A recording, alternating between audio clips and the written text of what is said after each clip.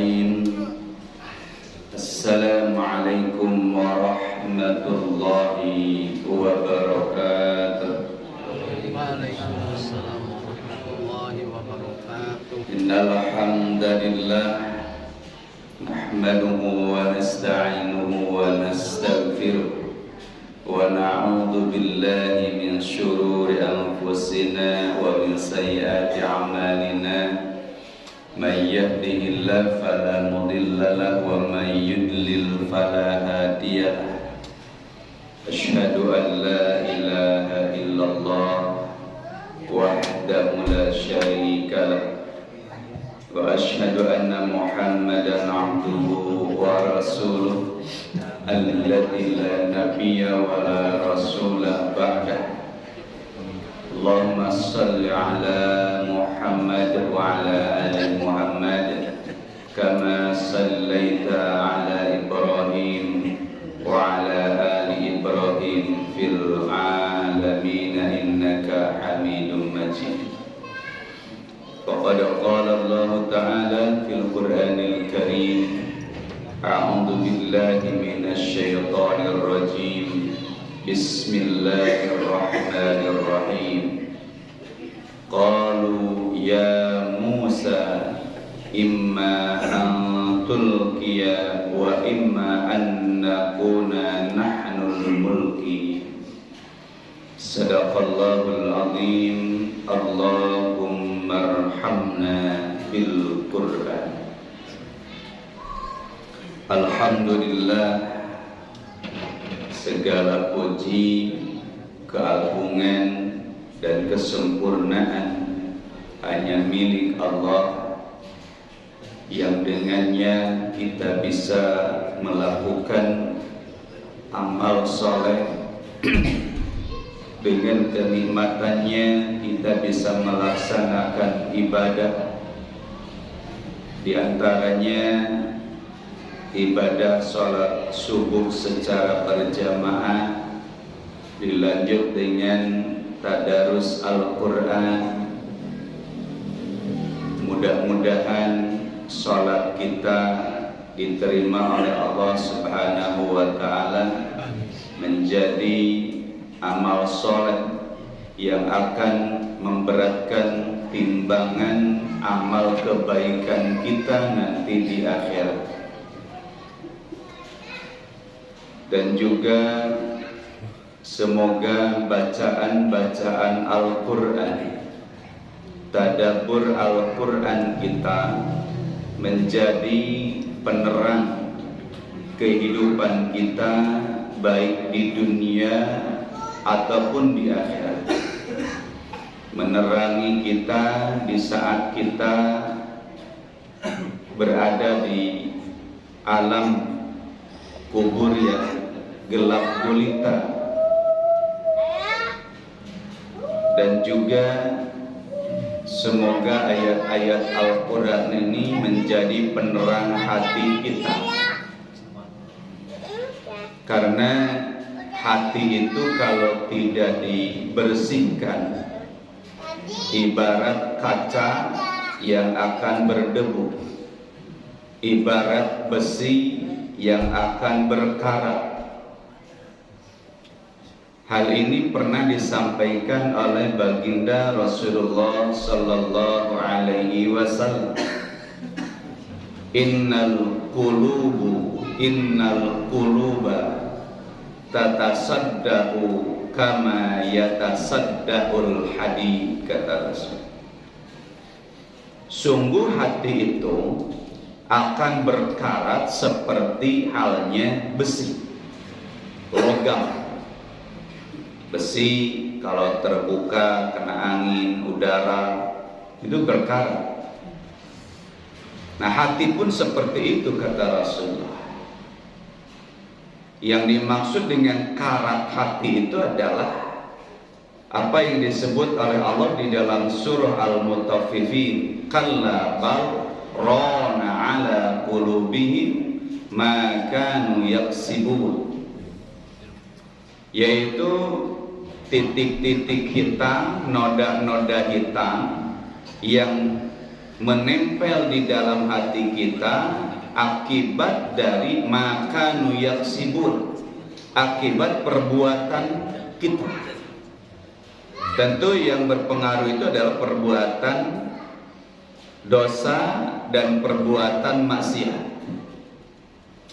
Tidaklah kita melakukan sebuah maksiat kecuali pengaruhnya kepada hati kita. Satu kali maksiat, maka satu titik hitam di dalam hati kita. Apapun itu maksiatnya, hadirin. Apakah maksiat pandangan, maksiat telinga, maksiat tangan kita, maksiat langkah kaki kita, maksiat lisan kita, maka yang akan tersakiti itu hati kita. Ron, akan muncul titik hitam di dalam hati kita. Nah, itu yang dimaksud dengan tata sadda, akan berkarat hati kita. Tentu kalau kita biarkan, maka titik-titik hitam, noda-noda hitam itu akan menutupi hati kita. Itulah yang disebut oleh Allah di dalam surah Al-Baqarah, khatamallahu ala qulubihim. Kalau kemarin di dalam surah Al-A'raf, fatubiya ala qulubihim, lalu terkuncilah hati itu, tertutup rapatlah hati itu. Dengan apa? Dengan noda-noda hitam dari dosa dan maksiat yang kita lakukan itu. Kalau hati kita sudah terkunci, tertutup rapat, maka tidak ada lagi kebaikan di dalam diri kita. Tidak ada lagi kebaikan di dalam hidup kita. Menyadari bahayanya ini, maka sahabat lalu bertanya kepada baginda Rasulullah sallallahu alaihi wasallam. Kata salah seorang sahabat, "Wa ma jala'uha ya Rasulullah?" Lantas apa yang bisa menghilangkan karat-karat hati itu ya Rasulullah? Kata Rasul, tilawatul Quran wa dzikrul maut. Obatnya apa, Diri? Tilawatul Quran wa dzikrul maut. Membaca Al-Quran itu akan menghidupkan hati kita. Membaca Al-Quran akan membersihkan debu-debu kotoran yang menempel di dalam hati kita. Wa dzikrul maut, dan mengingat akan kematian. Oh iya, saya ini akan mati. Saya ini akan menghadapi kehidupan akhirat. Nah, kesadaran ini yang kemudian akan mendorong kita melakukan ibadah ketaatan kepada Allah Subhanahu wa taala. Dan setiap amal ibadah ketaatan yang kita lakukan, itulah yang akan membersihkan hati kita. Karena kebaikan yang kita kerjakan, amal soleh yang kita kerjakan, itu menghapus keburukan yang pernah kita kerjakan. Maka kata Rasulullah, wa atbi'is sayyi'atal hasanata. Ikutilah kebaikan itu dengan dosa itu, keburukan itu dengan kebaikan. Tamhuha, maka akan menghapusnya.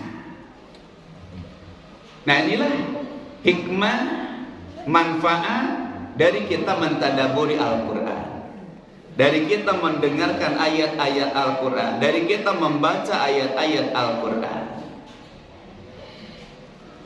Dan kata Rasul, barang siapa yang tidak ada bacaan Al-Quran di dalam dirinya, di dalam hatinya, kata Rasul, kal baitil khiraw, seperti rumah bangunan yang sudah lama tidak ditempati, maka akan terasa gersang, kosong. bau, ya, dan nanti akan roboh rumah itu karena tidak terawat. Begitupun hati kalau tidak dirawat seperti itu, hadirin. Isinya apa? Ya, mungkin lalai, jadi sarang laba-laba, bahkan jadi sarang uka-uka juga, sarang dendemi, rumah setan nanti. Begitu hati kalau tidak diisi dengan Al-Quran menjadi sarang setan. Alladzi yuwaswisu fi sudurin nas. Hati akan menjadi sarang setan manakala tidak ada Al-Quran di dalam hati kita. Karena setan itu sasarannya apa? Hati. Yuwaswisu fi sudurin nas. Membisikkan ke dalam dada manusia, masuk ke dalam dada kita. Di sanalah setan itu akan menggoda hati kita, membulak-balikan hati kita. Hadirin wa iman rahimakumullah. Jamaah haji wukuf di Arafah, mabit di Muzdalifah di dalam tenda. Kalau hidup ingin berkah, berbuat baik janganlah ditunda. Jadi jangan ditunda-tunda. Kalau ini kan lagu Bimbo ya, berbuat baik janganlah ditunda-tunda gitu ya. Kalau sudah dengar adzan segera sholat gitu ya. Kalau sudah punya uang segera sedekah begitu. Jadi jangan ditunda-tunda berbuat kebaikan. Hadirin makumullah, sebenarnya ada 2 pantun tapi buat besok aja. Kita lanjutkan tadarus kita surah Al-A'raf ayat 116 sampai 119. Pertempuran sengit antara Nabi Musa dengan tukang sihir Fir'aun. Nah, judulnya begitu ya, biar keren gitu ya. Ya karena menceritakan itu. Jadi bagaimana pertempuran mukjizat Nabi Musa mengalahkan sihir-sihir Fir'aun. Ya. A'udzubillahi minasyaitonirrajim.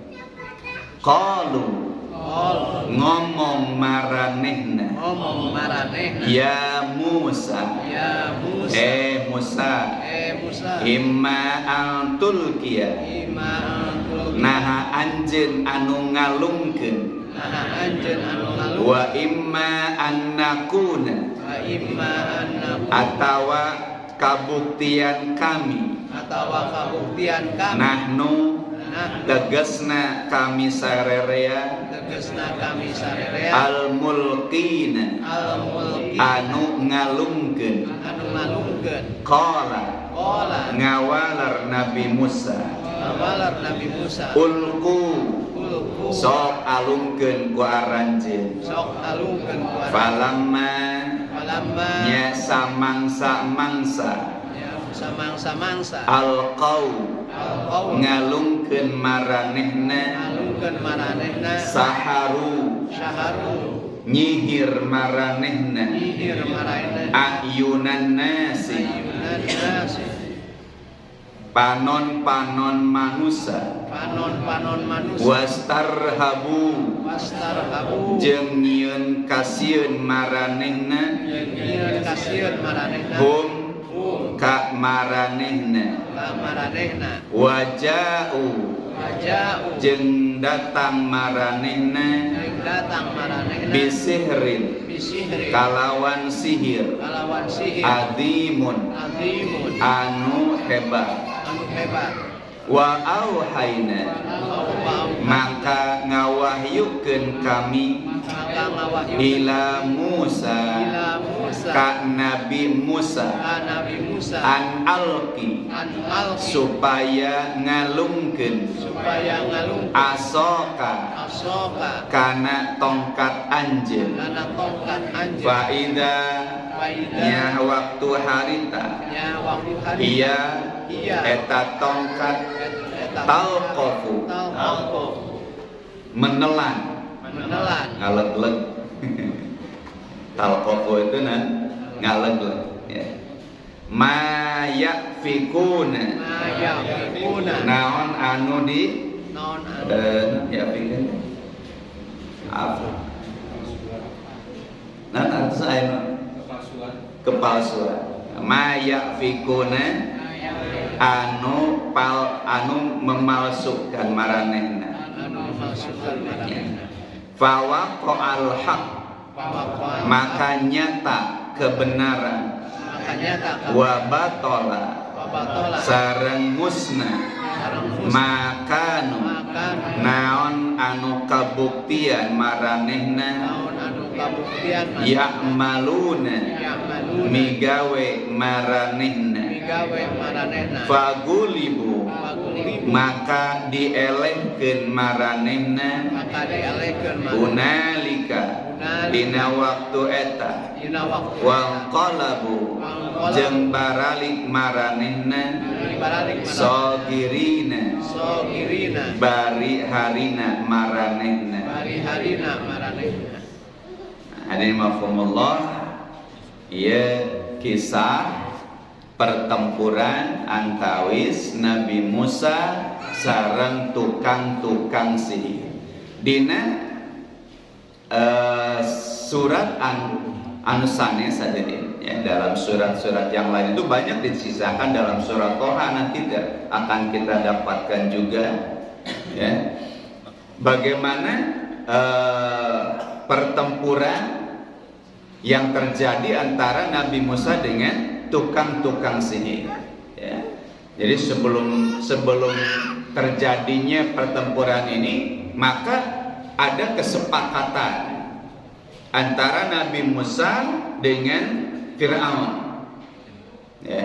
Kata Fir'aun ya kita tentukanlah hari dan tempatnya gitu ya. Nah setelah disepakati harinya kapan, tempatnya di mana, Fir'aun menyuruh semua masyarakat menyaksikan, ingin melihat kekalahan yang dirasakan oleh Nabi Musa karena sangat yakin Fir'aun dengan para penguasa dengan tukang-tukang sihir itu sangat yakin bahwa mereka bisa mengalahkan Nabi Musa dan Nabi Harun alaihi wassalam, yakin begitu ya. Maka kemudian dengan optimisnya ya, dengan keyakinannya mereka akan menang, mereka mengatakan, "Hei Musa, sekarang sudah tiba waktu yang kita sepakati, sok kamu dulu yang memperlihatkan kehebatannya atau kami?" Jadi ini muncul dari kesombongannya, dari keyakinannya akan bisa mengalahkan Nabi Musa, maka kemudian mereka menantang, "Hei Musa, kamu duluan atau saya?" Begitu. Nah, ya. Maka kata mereka itu, qalu ya Musa, imma an tulqiya wa imma an nakuna nahnul mulki. Begitu ya. Jadi mau duluan siapa begitu ya? Kamu duluan atau saya? Saya dulu yang mukul atau kamu yang mukul? Kira-kira begitu ya. Ini sudah berhadapan-hadapan dua kekuatannya, kekuatan mukjizat dengan kekuatan tukang sihir. Maka kemudian Nabi Musa mengatakan kepada tukang-tukang sihir, ya, qala alqu, silakan kamu duluan, silakan perlihatkan begitu ya, kekuatan kamu seperti apa. Maka dilemparkanlah tongkat-tongkat mereka begitu ya. Kemudian hibaluhum, hablun itu tali. Jadi mereka membawa tongkat, mereka membawa tali. Dalam ayat yang lain dalam surat Toha, fa idza hibaluhum wa isiyahum yukhayyalu ilai min sirihim annaha tas'a. Itu surat Toha ayat 66. Jadi ketika dilemparkan oleh tukang-tukang sihir itu, maka tali-tali hibaluhum ya wa isiyahum dan tongkat-tongkat yang mereka bawa itu ngajangelek yukhayyalu ilai. Nah ini perbedaannya hadirin makumullah antara mukjizat dengan sihir. Kalau sihir itu ungkapannya adalah yukhayyal. Apa yukhayyal itu? Jadi sebatas tipuan mata saja, bukan kenyataan. Ya. Jadi perbedaannya, kalau sihir itu bukan tidak nyata begitu. Sihir itu hanya menipu mata saja, menipu pandangan manusia saja. Maka di sini disebutkan yukhayyalu ilaihi. Jadi orang yang terkena sihir itu dia menghayal, seakan-akan melihat sesuatu, merasakan sesuatu, bahwa tidak ada, tidak nyata begitu. Perasaan di mana begitu ya, perasaan sedang apa, padahal tidak. Nah itu yang maksud dengan yukhayyal, tidak nyata sihir itu. Maka karena tidak nyata, maka akan dikalahkan nanti. Itu perbedaan antara sihir dengan apa? Dengan mukjizat. Nah kalau mukjizat kan itu adalah kekuatan dari Allah Subhanahu wa Ta'ala. Sementara sihir itu adalah rekayasa saja. Dan ya mata kita itu kan gampang tertipu ya. Kararas kayak duit. Kan itu tipuan hadirin. Ya. Tertipu. Jadi mata itu mudah tertipu. Maka ada nasib pandangan mata itu menipu ya. Jadi pandangan mata itu menipu. Jadi kita itu jangan bersandar kepada pandangan mata kita, karena sering menipu pandangan mata. Pandangan yang sebenarnya itu adalah hati. Maka kata Rasulullah, ittaqu firasatal mu'min fa innahu yanduru binurillah. Hati-hati dengan pandangan firasat seorang mukmin, karena seorang mukmin itu bukan saja dengan mata lahir melihatnya, tapi dengan hati, dengan kejernihan hati. Firasatal mu'min. Ayat nasin ada Rasulullah dengan mau dilakukan. Nah kemudian falamma alqu saharu ayunan nas. Jadi menyihir ya, menipu pandangan manusia. Wastarhabuhum, yang di sekitarnya itu ya kaget juga tuh. Ini tiba-tiba ada ular banyak begitu ya. Jadi kaget juga mereka, merasa takut juga orang-orang yang ada di sekitar itu begitu ya. Bahkan Nabi Musa juga sempat fa'aujasa minhum khifah. Pernah merasa juga Nabi Musa itu kaget gitu. Loh, hebat begitu gitu. Karena memang Nabi Musa tidak tahu begitu sihir itu seperti apa ya, sebelum Allah kemudian memerintahkan kepada Nabi Musa, fa'auhayna ila Musa. Maka ketika Nabi Musa sedang terperangah begitu ya, sedang terheran-heran, terkaget-kaget melihat tipu daya mereka, maka oleh Allah tenang Musa, nggak ulah gimir begitu ya, ulah ngeplek jawel, nah. Tenang, jangan takut begitu. Kamu ini seorang nabi, kamu ini seorang rasul. Tenang, kamu akan saya dukung, saya akan bantu kamu. Ya. Maka di saat Nabi Musa ya, dengan Nabi Harun itu sedang terperangah begitu, ya, terkaget-kaget dengan sihir yang dilakukan oleh pasukan Firaun itu, maka Allah menurunkan instruksinya, perintahnya, wa auhayna ila Musa, mewahyukan. Ya, jadi Nabi Musa dibisiki oleh siapa? Oleh malaikat Jibril bahwa kamu harus melemparkan tongkat itu. Ya, jadi Nabi Musa bukan keinginan sendiri merubah tongkat menjadi apa? Menjadi ular itu. Itu perintah Allah. Dan buktinya kalau tidak Allah yang memerintahkan, kalau kita pukulkan tongkat itu sekarang, tidak akan berubah jadi ular hadirin. Atau tidak bisa membelah lautan. Karena memang itu adalah murni perintah Allah Subhanahu wa Ta'ala, kekuasaan Allah Subhanahu wa Ta'ala.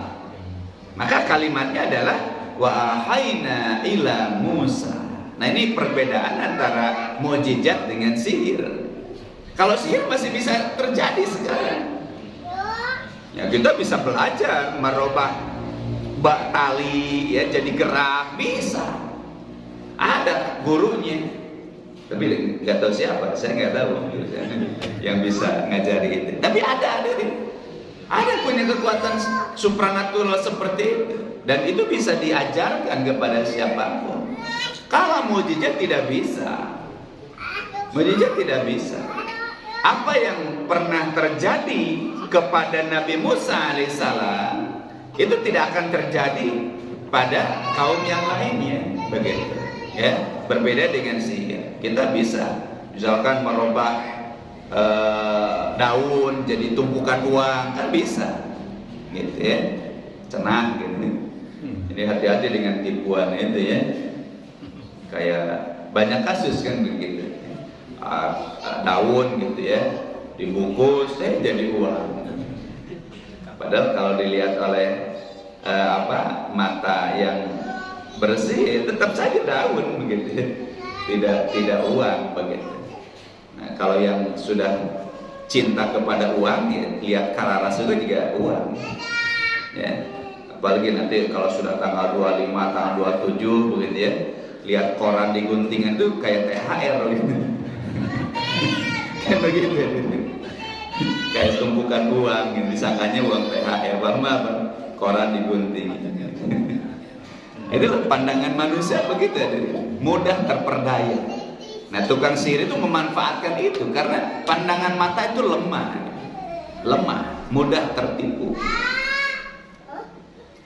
Maka Nabi Musa dibisikkan oleh malaikat Jibril, wahayna ila Musa an alqi asaya. Musa, coba lemparkan, begitu ya, lemparkan tongkat yang ada di tangan kamu itu. Fa idza hiya talqafu ma yafikun. Maka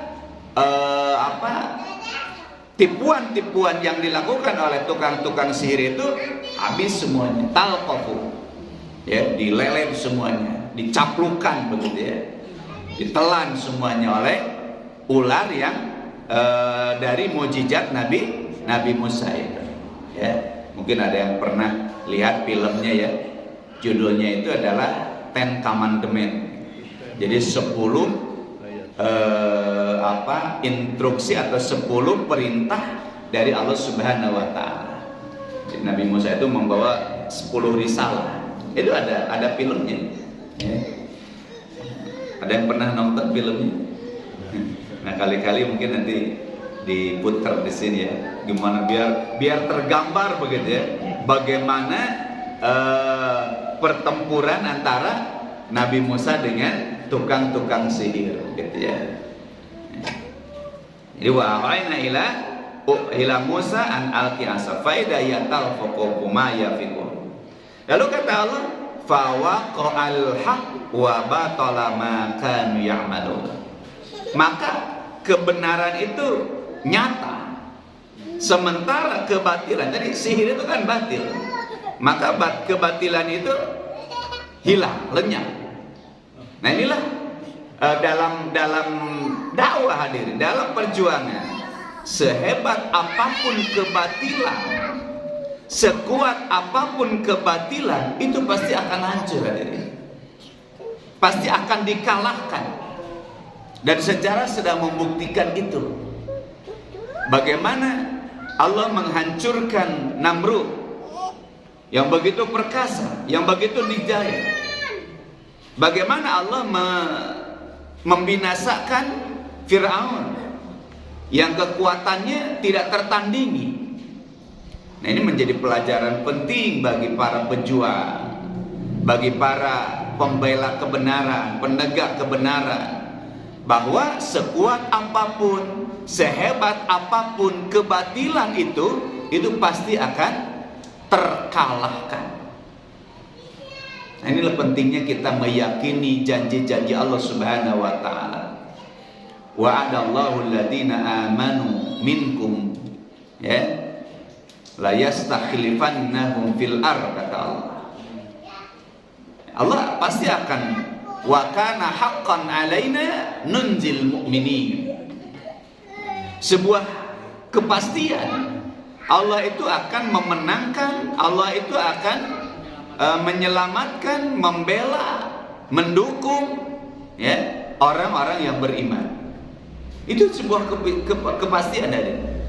Syaratnya ya kita harus berjalan di atas konsep Allah Subhanahu wa taala. Memperjuangkan kebenaran harus dengan cara yang benar juga, begitu. Nah, itulah syarat Allah menurunkan kemenangan kepada kita. Ya, bantuannya kepada kita. Tapi kalaupun kita sedang memperjuangkan kebenaran tapi dengan cara yang tidak benar, ya jangan harap kemudian pertolongan dari Allah itu akan hadir. Ya. Nah, ini kemudian di dalam surah Al-Isra ayat 81 Allah Subhanahu wa taala menyebutkan wa qul ja'al haqq wa zahaqal batil innal batila kana zahuqa. Kebenaran itu ibarat cahaya, hadirin. Sepekat apapun kegelapan itu, kalau ada cahaya hilang itu kegelapan, betul ya? Gelap rumah itu, cukup dengan menyalakan lilin satu saja, itu kegelapan itu hilang, sirna, hadirin, lenyap. Begitulah kehebatan hak itu, ya. Begitulah kehebatan Islam itu. Al-Quran itu kan cahaya. Kebenaran itu ibarat cahaya. Maka sepekat apapun kegelapan itu, kebatilan itu, kalau kita datang membawa cahaya, maka akan hilang kegelapan itu. Asal kita membawa cahaya. Apa cahaya itu? Al-Quran. Apa cahaya itu? Ajaran Islam. Nah, inilah tugas kita itu adalah menyampaikan cahaya Islam itu ke dalam setiap hati manusia untuk menerangi mereka dari kegelapan, dari kekufuran, dari kemusyrikan, dari kemunafikan, dari kemaksiatan. Terangi mereka, bimbing mereka dengan cahaya Al-Quran, dengan cahaya Islam. Sebagaimana Allah menyebutkan, ya, liyukhrijan nas minadh-dhulumat ilan nur. Islam itu datang untuk menyelamatkan manusia dari kegelapan menuju cahaya. Allahu nurus samawati wal ardh. Allah itu menurunkan cahaya yang bisa menerangi langit dan bumi. Islam itu datang membawa cahaya yang akan menghilangkan kegelapan di dalam diri kita. Nah, kata Allah, wa qul ja'al haq, kalau cahaya itu sudah datang, cahaya itu sudah masuk ke dalam setiap hati manusia, maka kebatilan itu akan sirna. Kebatilan itu akan kalah. Kebatilan itu akan musnah, akan hilang kebatilan itu kalau cahaya sudah masuk. Maka tugas kita apa? Bawalah cahaya itu, sampaikan cahaya itu, masukkan cahaya itu ke dalam hati-hati manusia. Kemudian dalam surah Yunus ayat 81, ini masih kisah Nabi Musa dengan tukang-tukang sihir. Falamma alqau qala Musa ma ji'tum bihi sir. Jadi ketika tukang-tukang sihir itu melemparkan tongkat-tongkat mereka, tali-tali mereka, kan sihir itu alladzi wa min syarrin naffatsati fil 'uqad. Termasuk sihir itu adalah menghembuskan pada buhul-buhul. Biasanya kan tali-tali itu diikat, dianyam, kemudian dijampe-jampe. Nah, itulah sihir. Ya. Jadi mereka mengikat tali itu, kemudian dijampe-jampe, dilempar, jadilah ular. Itu yang disebut di dalam surah Al-Masad. Ya, wa min naffasati fil 'uqad. Kita ini harus berlindung dari kejahatan tukang-tukang sihir yang suka meniupkan sihirnya di dalam buhul-buhul itu. Biasanya mereka menggunakan buhul untuk mensihir manusia itu. Ya. Nah, kita ini harus berlindung dari kejahatan sihir itu. Kepada siapa? Qul a'udzu birabbil falaq. Kepada Tuhan yang menguasai waktu malam itu. Karena biasanya tukang-tukang sihir itu mereka melakukan aksi kejahatannya sudah malam, di waktu malam. Kemudian kata Nabi Musa kepada tukang-tukang sihir, innallaha sayubtiluhu, kata Allah.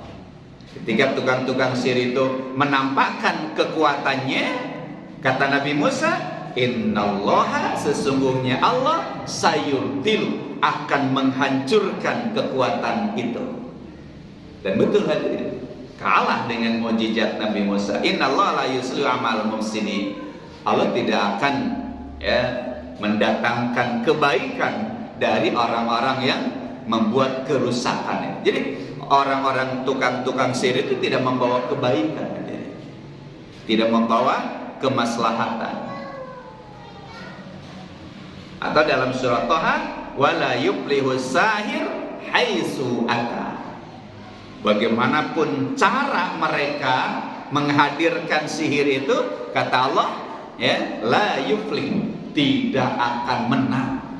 Mau dengan tongkat, mau dengan tali, mau dengan paku, gitu. Kan ada juga yang melakukan kejahatan sihir itu dengan paku. Paku bisa masuk ke perut, kompor bisa masuk ke perut, panci bisa masuk ke perut. Kata Allah apa? La yuflih, tidak akan menang. Ya, tidak akan berjaya, kata Allah. Sihir itu pasti bisa dikalahkan dengan apa? Dengan kebenaran. Dalam hal ini adalah dengan wirid-wirid yang maksur, yang maksur. Jadi untuk menghadapi kejahatan sihir itu, sebagaimana yang Allah sebutkan di dalam surah Al-Falaq, qul a'udzu birabbil falaq.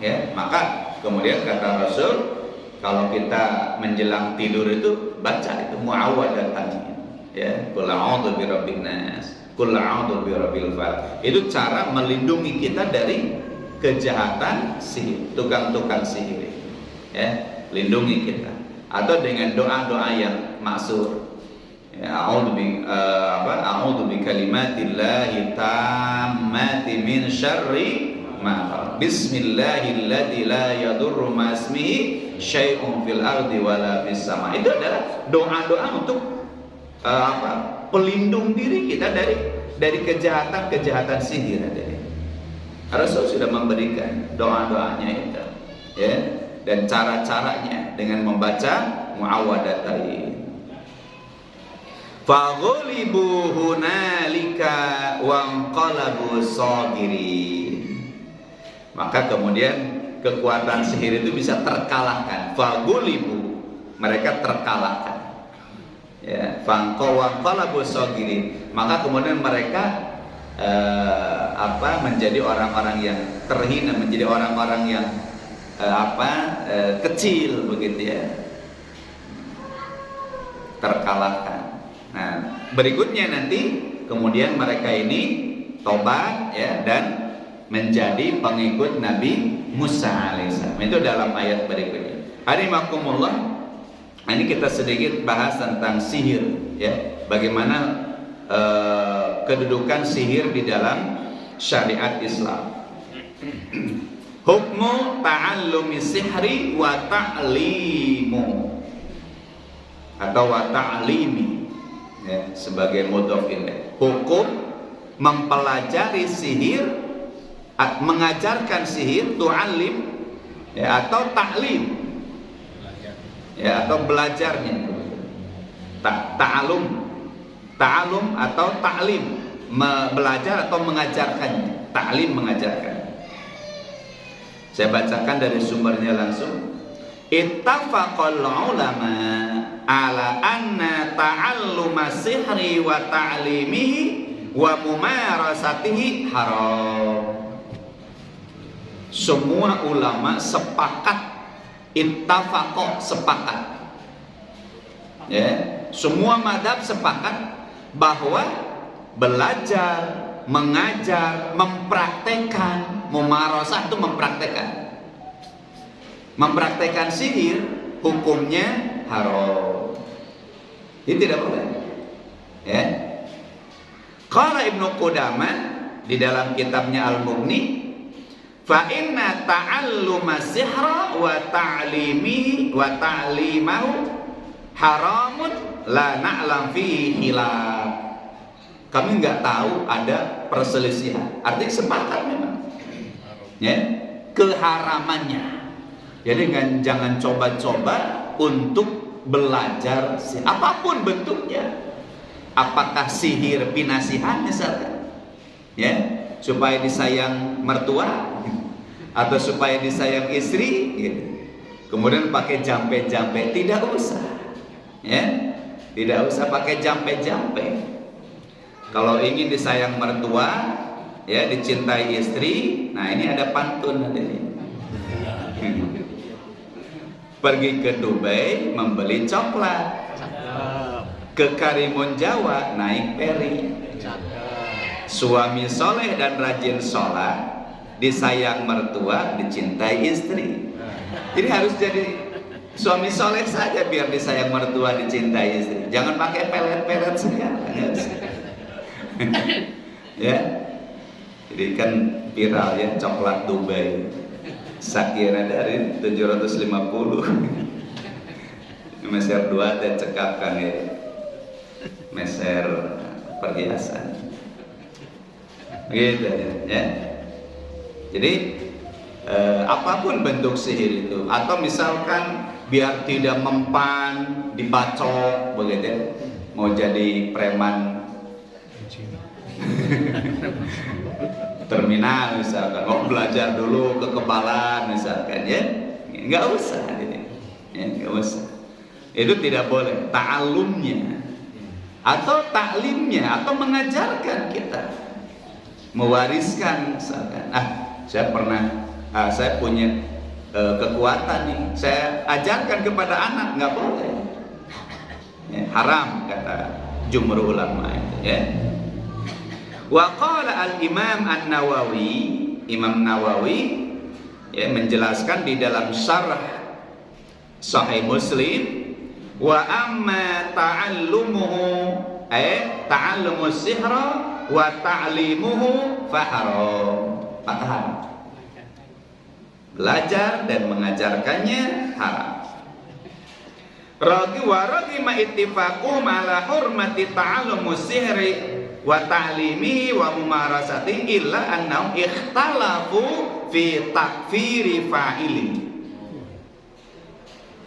Meskipun sudah disepakati keharamannya, tapi masih ada perselisihan apakah yang belajar sihir atau mengajarkan sihir atau mempraktekkan sihir itu kafir tidak. Nah, masalah takfir sini ada ikhtilaf hadirin, ada khilaf, ada perbedaan pendapat. Sebagian ulama mengkafirkan para pelaku sihir itu, baik yang belajarnya atau yang mengajarnya atau yang mempraktekannya. Sebagian ulama mengatakan apa? Kafir. Tentu kalau kafir konsekuensinya adalah dibunuh. Ya, dibunuh. Nah, tapi ada juga sebagian ulama yang tidak mengkafirkan, hanya dosa besar saja, tidak sampai kepada kufur, atau kufur dengan tafsil, dirinci. Ada yang sihir menyebabkan kufur, ada sihir yang tidak menyebabkan kufur. Jadi tidak dihukumi secara umum. Kalau ulama yang lain itu pokoknya yang semua sihir itu kufur. Nah, tapi kalau ada sebagian ulama yang mengatakan ada yang kufur, ada yang tidak. Nah, apa pendapat mereka? Wa dhahaba asy-Syafi'i sebelumnya. Fadhahaba jumhurul ulama, ya, mereka berpendapat mayoritas. Ya, jumhur itu mayoritas.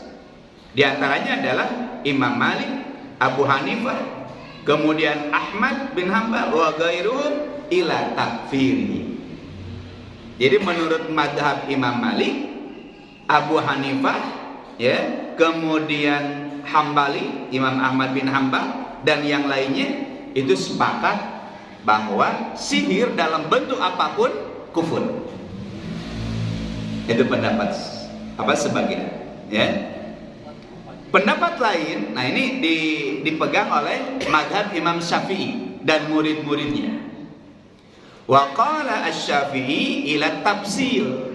Dirinci kalau oleh Imam Syafi'i. Ada yang menyebabkan kufur, ada yang tidak. Ya. Fa in kana fi amali sahir ma yujibul kufra kafar. Kalau yang menyebabkan kekufuran maka kufur. Contoh misalkan ta'dimul kawakib. Jadi mengagungkan, mendewa-dewakan bintang-bintang. Nah itu sudah kufur. Tapi kalau misalkan sihirnya itu dalam bentuk misalkan jampe-jampe begitu ya. Nah itu hanya dosa besar, kata Imam Syafi'i. Ya. Nah, apa dalil para jumhur, mayoritas yang mengkufurkan perbuatan sihir? Ini berdasarkan kepada surat Al-Baqarah. Wa ma kafara Sulaimanu walakinna syayatinu kafaru yu'allimunan nasa sihra. Nabi Sulaiman tidak kufur karena tidak mengajarkan sihir. Tapi yang kufur itu adalah setan yang mengajarkan sihir kepada manusia. Ini ayat yang dipakai dalil landasan oleh jumhur ulama. Ya. Atau ayat lain, innama nahnu fitnatun fala takfur. Jadi kamu jangan belajar ini karena ini menyebabkan kufur.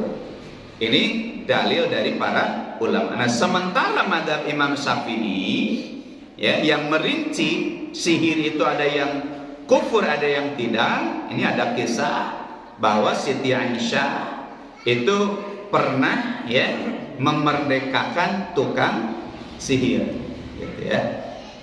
Nah, ini menunjukkan bahwa sihir itu tidak kufur, karena kalau kufur itu tidak akan dimerdekakan, tapi akan dihukum bunuh, begitu ya. Nah itu ya.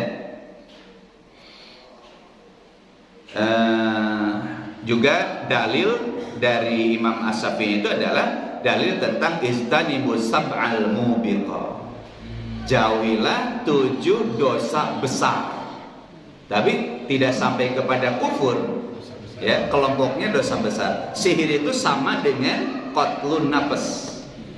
Ini kan yang disebutkan di sini adalah syirik, sihir, ya, kemudian membunuh, ya, riba, mengambil hak anak yatim, kabur dari peperangan atau menuduh wanita baik-baik berzina. Kan itu tidak sampai kufur, hadirin. Dan tidak dibunuh pelakunya. Ya. Itu alasan mazhab Imam Asy-Syafi'i. Nah, kemudian apa hukumannya? Nah, tentu hukuman ini sesuai dengan hukum dari sihir itu sendiri. Kalau jumhur ulama, tentu yang menghukumi sihir itu kafir, maka hukumannya adalah dibunuh karena sudah murtad. Tapi kalau mazhab Imam Syafi'i, ya, itu dilihat dulu apakah sihirnya itu termasuk kepada bentuk kufur atau dosa besar. Kalau bentuknya kufur, ya dibunuh. Tapi kalau tidak kepada derajat kufur, maka tidak dibunuh. Nah, gitu ya. Jadi melihat bentuk kekufurannya. Tapi kalau jumhur itu sudah pasti ya dibunuh gitu. Karena sihir itu termasuk kepada kekufuran. Anik tulu kullasahirin wasahiratin. Ini instruksi sahabat Umar. Ya. Jadi sahabat Umar itu menyampaikan instruksi yang melakukan sihir baik laki-laki ataupun perempuan dibunuh. Gitu. Maka faqatalna salasa sawahir fi yaum. Maka pada saat itu setiap hari itu ada 3 orang tukang sihir yang dibunuh. Karena ada instruksi sang khalifah yaitu Umar bin Khattab gitu, ya. Nah, kemudian apa hukum mengobati sihir dengan sihir? Ya. Faqus sihri bisihri. Menghilangkan akibat sihir, orang yang terkena sihir guna-guna dengan sihir lagi. Gitu. Diteluk, diobatan ku dukun. Itu gimana? Jadi nggak ada dukun akhirnya. Pak hebat-hebat dukun. Ittafaqal fuqaha ala anna hilla sihri birraqi wal awrad asy-syar'iyyah jaizun masyru'. Semua madzhab fikih sepakat bahwa mengobati sepengaruh sihir dengan ruqyah, dengan wirid-wirid, ya, itu boleh dan disyariatkan. Amma hillu sihri bisihri misli fa muharram. Haram. Ya sama saja kita melakukan sihir gitu. Tidak boleh. Ya, gitu ya. Jadi kalau ada saudara kita misalkan ya, atau keluarga kita, tetangga kita yang ada yang terkena sihir, maka jangan diobati ke dukun. Diruqyah, dibacakan ayat-ayat ruqyah, ayat-ayat kursi, ya, kemudian muawwadatain, al-fatihah, ya oleh kita saja, ya, dibacakan gitu, ya, jangan dibawa ke dukun, karena sepakat ulama para fuqaha ya bahwa menghilangkan sihir hillu sihri bisihri misli fa muharram, diharamkan. Sebagaimana praktek sihir itu kan haram. Li'annahu la yakhruj an kauni sihran muharraman. Karena ya sama saja kita melakukan apa? Melakukan sihir juga, begitu ya. Jadi ngadu sihir ke sihir, gitu, nggak boleh, ya. Nah itu hadimakumullah sekilas tentang sihir, ya, yang terjadi di masa dakwah Nabi Musa ketika berhadapan dengan Fir'aun, ya. Mudah-mudahan kita dihindarkan oleh Allah Subhanahu wa taala, ya, dari kejahatan-kejahatan itu, karena